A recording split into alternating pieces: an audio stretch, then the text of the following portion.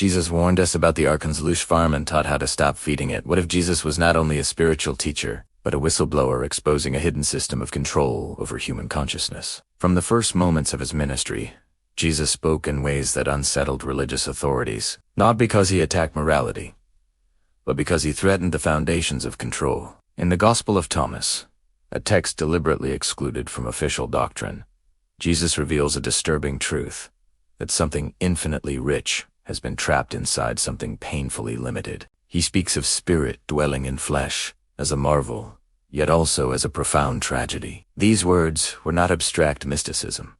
They were a warning. Jesus was pointing to a reality where divine consciousness had been confined inside dense biological bodies, stripped of memory, perception, and power. This confinement was not accidental. It was engineered. What Jesus was revealing is what modern researchers would later stumble upon: an energy entrapment system designed to extract emotional force from human experience. Fear, suffering, desire, grief, and rage are not merely personal struggles. They are resources. Jesus called the architects of this system the archons, and referred to their leader as the prince of this world. These entities, described in Gnostic texts, do not possess creative divine energy of their own. Cut off from the primordial source, they survive by feeding on what humans unconsciously generate. Jesus' mission was not only to inspire faith, but to expose this system and teach a way out. That is why his message was dangerous. If people stopped feeding the system, it would collapse. This is why these teachings were buried. But the warning remains encoded for those who are ready to see it. And if this message resonates with you, it is because something in you already recognizes the structure of the trap. In the 1970s, researcher Robert Monroe uncovered something shocking during his out-of-body explorations. He discovered that Earth appeared to function like a farm, not for crops or minerals, but for emotional energy. He called this energy loosh.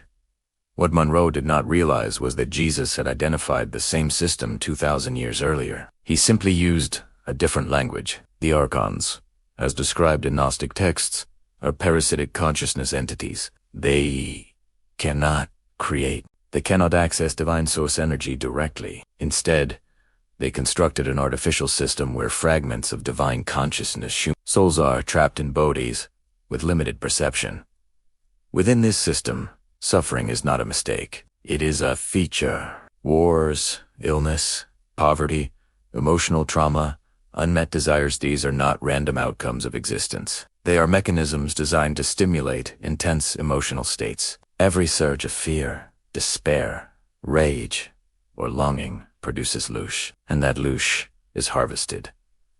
This system operates on multiple layers. Physical imitation ensures humans cannot see the entities feeding on them. Memory erasure ensures souls forget who they are between incarnations. Belief systems reinforce helplessness and dependence on external salvation, and the reincarnation cycle ensures the farm remains stocked with returning souls. Jesus described this architecture precisely, warning that those who fail to awaken would be recycled endlessly. The chosen ones, however, are beginning to remember. They sense the artificial nature of the system. They feel drained, manipulated, and restless. And that restlessness is dangerous to the farm. That is why pressure increases as awakening begins. But Jesus did not leave humanity without tools. He taught specific techniques to stop producing loosh and reclaim sovereignty over consciousness.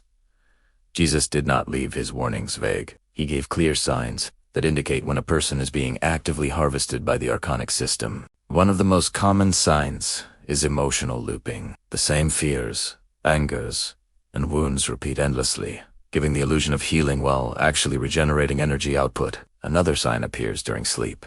Many awaken feeling drained after intense dreams, as if something siphoned energy during the night. Sleep is a vulnerable state where conscious defenses are lowered. Jesus also warned of synchronized suffering. When progress begins, multiple crises suddenly emerge at once.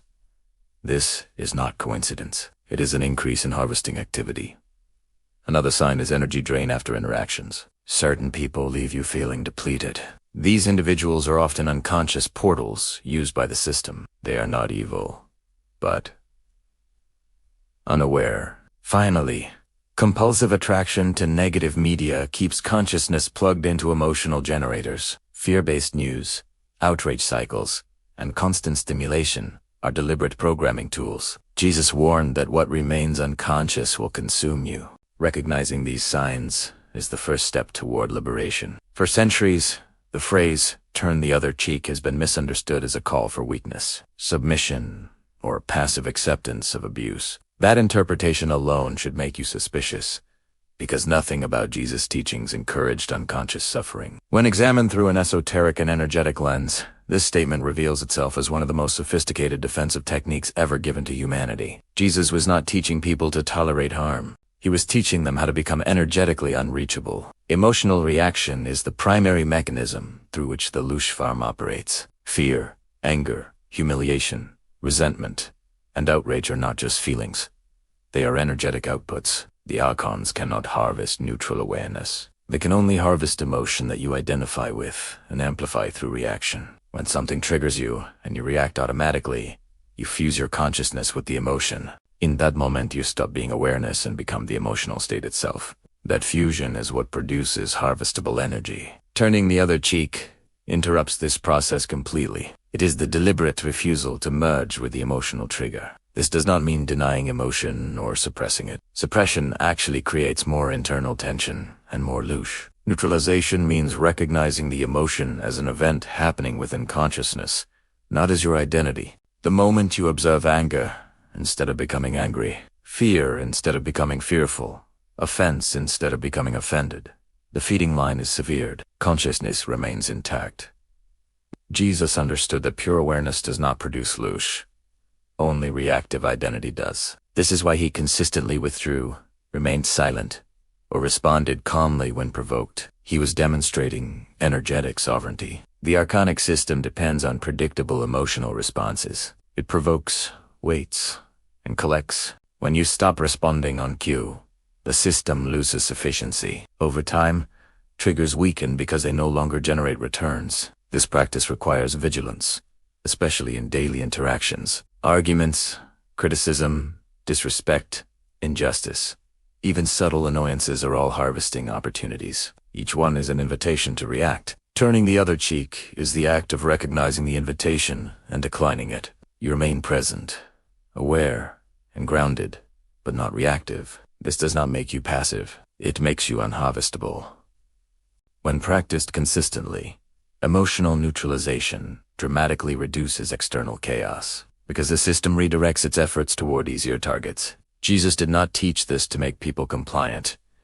He taught it to make them free. Desire is one of the most efficient engines of the loosh farm, and Jesus addressed it directly, though his words were later reframed as moral instruction rather than energetic liberation. When Jesus said, "Do not worry about your life, what you will eat or drink," he was not advocating poverty, passivity, or indifference to the material world. He was exposing how desire, when rooted in lack, becomes a continuous source of harvestable energy.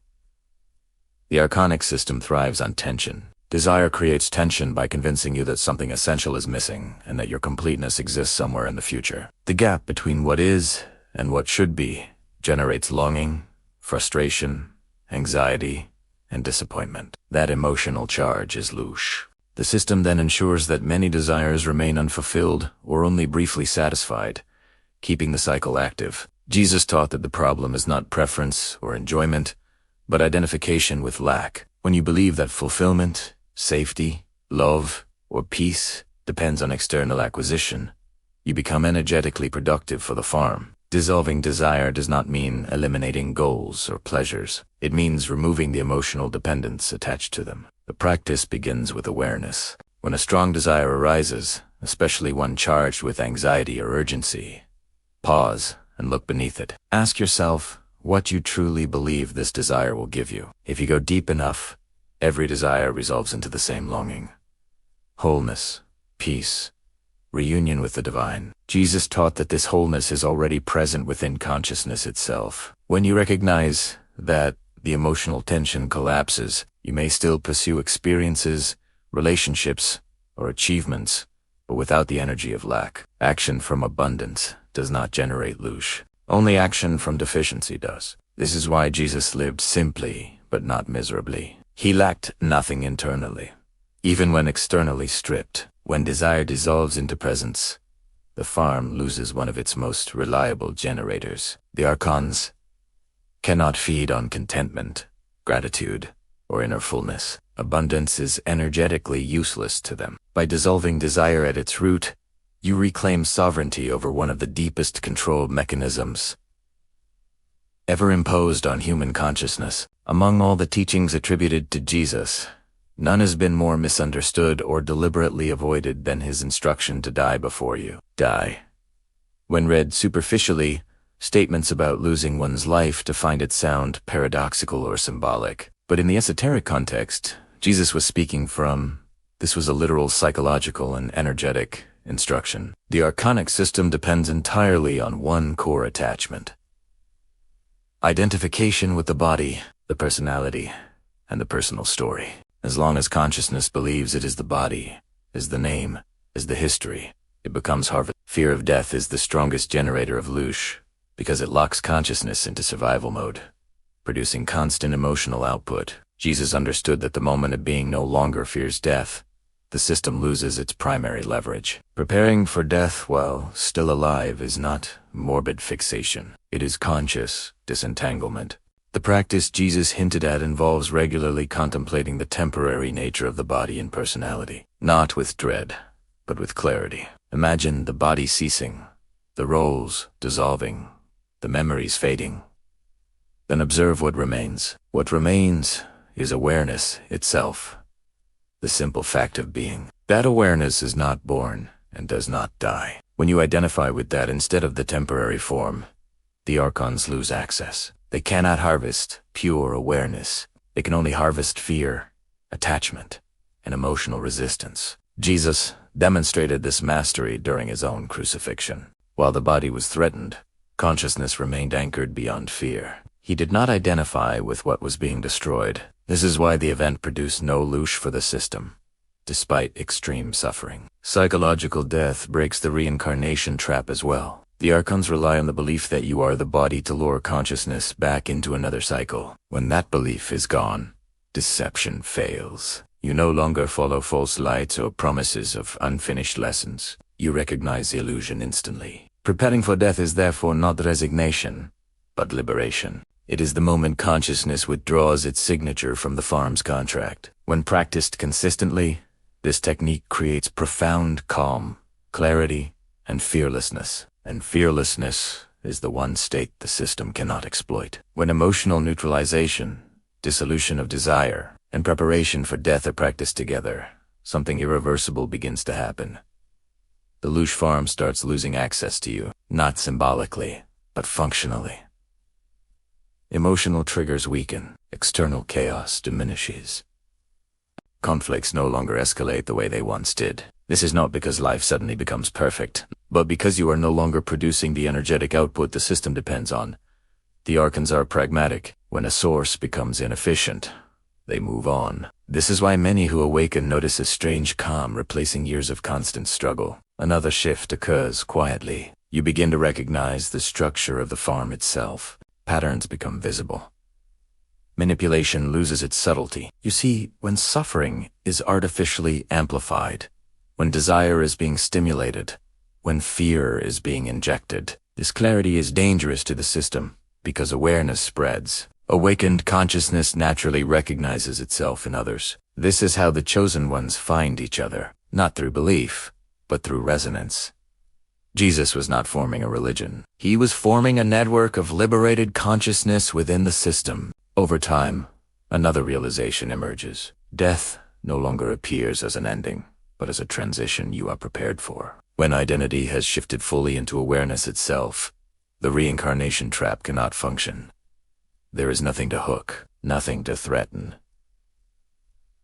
nothing to bargain with.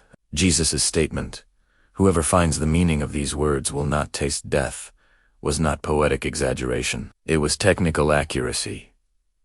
The body will end, but consciousness will not be recycled. This is the true exit from the farm. Not rebellion, not fighting, but non-participation. You remain in the world, but you are no longer of it. You experience life fully, but without feeding the system that feeds on you. This is the freedom Jesus offered. And it begins the moment you choose awareness over reaction, fullness over lack, and consciousness over fear. If this truth resonated within you, comment liberation below so other awakened ones can find you. Subscribe for deeper teachings. Like this video to spread awareness, and begin practicing the 3 actions today to reclaim your sovereignty.